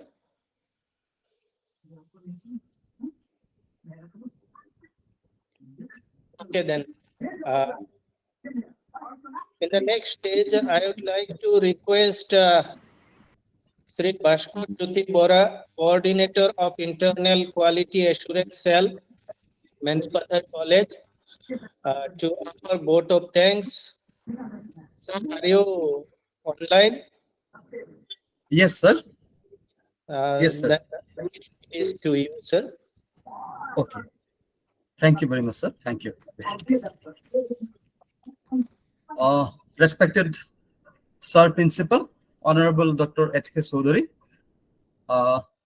Madam Principal, Srimati L.D. Sira, resource persons of today's workshop, Sir Dr. Rohit Yadav and Ma'am Dr. Richa Ranjan, President of Cape Comorin Trust, Honorable Sir Dr. R.S. Regin Silvest, Convener, Sir Ranjit Kumar Dey, Head of the Department of Education and member of IQAC, Mendipathar College, Organizing Secretary, Dr. Sailja Vasudeva, Associate Professor, Department of Political Science, Shahid Captain Bikram Batra Government Degree College, Palampur, Himachal Pradesh, co-coordinators from Mendipathar College and Cape Comorin Trust, faculty members and participants from India and all across the world. Good evening to each and every one of you from Mendipathar College, North Garo Hills, Meghalaya. I am Sri Bhaskar Jyoti Bora, Coordinator of Internal Quality Assurance Cell. I want to thank each and every one of you because of your participation and also contribution to the 7-day International Virtual Faculty Development Program on impact of artificial intelligence and research future world. I deem it a great honor and privilege to express my gratitude to all of you on this occasion. First and foremost, I would like to thank Lord Almighty, because of whom the organizing of this workshop become possible in a very short span of time. This workshop, this faculty development program is, it was one of the biggest dream of the IQAC of Mendipathar College that came into reality today. I am thankful to Dr. R.S. Regin Silvest, President of Cape Comorin Trust, as it has become possible within a very short span of time because of the successful collaboration of Mendipathar College with Cape Comorin Trust. I have no words to express my gratitude to Sir Dr. R.S. Regin Silvest. Thank you very much, sir. I am really grateful and thankful to Sir Principal of Mendipathar College, Dr. H.K. Sodari, and Vice Principal Madam L.D. Sira for their leadership and guidance provided to the institution of Mendipathar College and supporting us by remaining with us behind all this type of activities.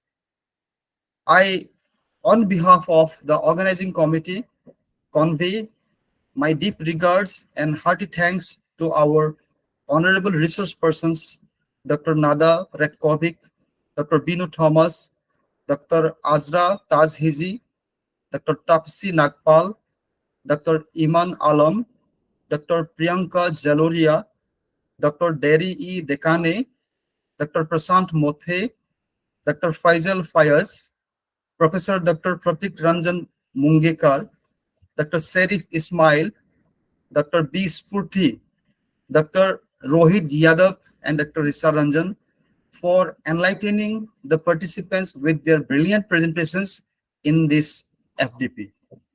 Words are not sufficient to thank all our resource persons for spending your valuable time with all of us. The interactions with the participants were really outstanding and amazing.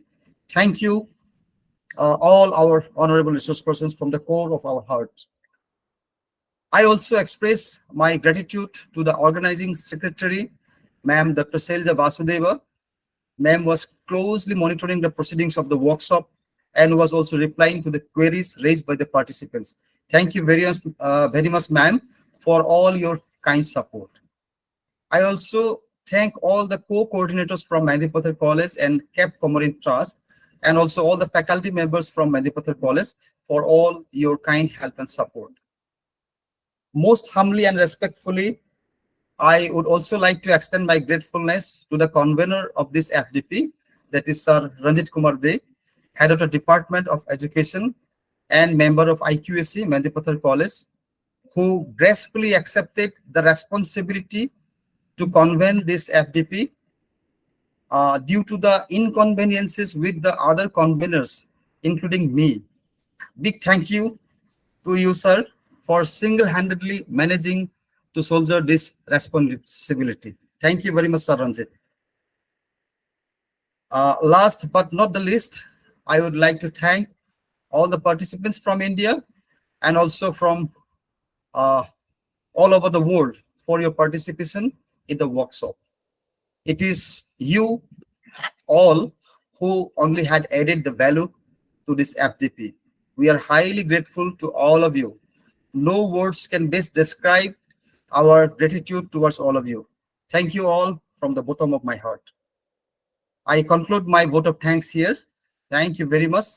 Hope to see you all in the coming workshops and other FDP organized by Mehndipattar College in collaboration with Cap Common Trust. Thank you once again. Thank you very much. Thank you, Sir Bhaskar Jyoti. If like to request the officials of Cap Comorin Trust, if they want to convey any message through this platform.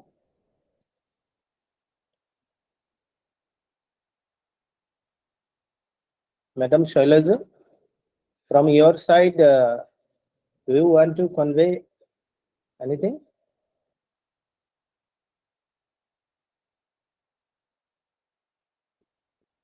I think Yes, sir. from Cap Comorin Trust, do you want to convey any message through this platform? Yes, sir. Of course, I want to show my gratitude. You have done a tremendous job, and you are a wonderful host. And I love each and everything which you have conducted in very generous way. It was a wonderful experience, and thank you so much, Bhaskar Jyoti sir and Ranjit sir, for this wonderful FDP.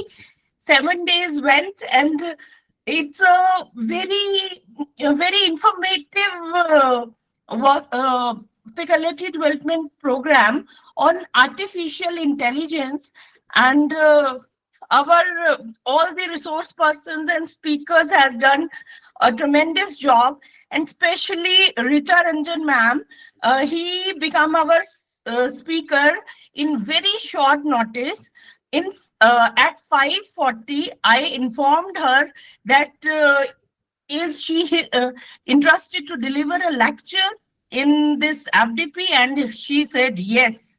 And it was a great experience to listen her, and our all resource person has done a tremendous job in this faculty development program. And Ranjit sir, you are very cooperative, and you have done this. You have put all your efforts to make this FDP very successful. Heartiest congratulations to your college and your team. Thank you very much.